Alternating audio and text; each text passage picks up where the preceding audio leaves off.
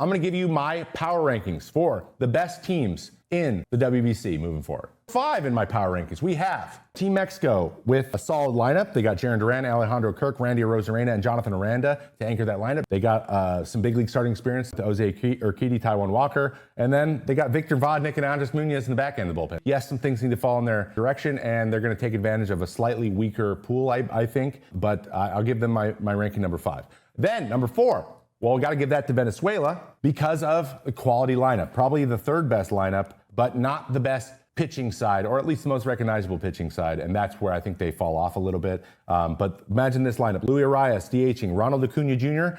in right field, Jackson Churio batting third and center, Wilson Contreras, Salvador Perez, Michael Garcia, Wilyer Abreu, Gleyber Torres, and Ezequiel Tovar rounding it out shortstop. That's a pretty good lineup right there, playa. They're going to score some runs. They could score a lot of runs. It's just going to come down to who they run into, what type of starting pitching they have to face, and if they're able to get a lead early or not. Number 3 team, your Dominican Republic. And this lineup, if you thought Venezuela was good, possible best lineup that they could have. This is crazy. Geraldo Perdomo, batting first. Julio Rodriguez, Juan Soto, Vlad Guerrero Jr., Fernando Tatis Jr., Manny Machado, Junior Caminero, Ketel Marte, and Austin Wells anchoring and catching.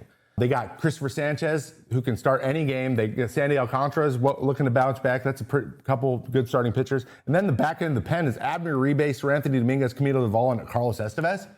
That's a whole bunch of cheese.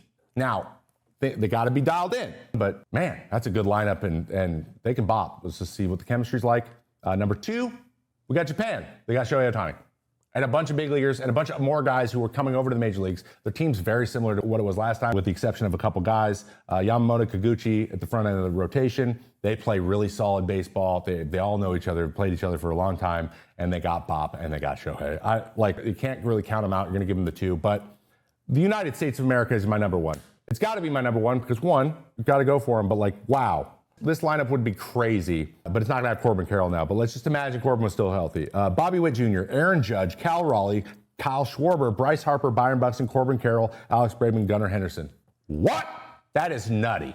Bullpen solid with Bednar, Miller, Jackson, Whitlock in the back end with Spire and Keller probably getting mixed in the middle there. And then they got Paul Skeens and Tarek Skubal, Joe Ryan, Logan Webb, and Noel McLean as the starters. And if you got to eat innings, we got Clay Kershaw waiting in the wings, man. Let's go, America. So I have them as your number 1 team.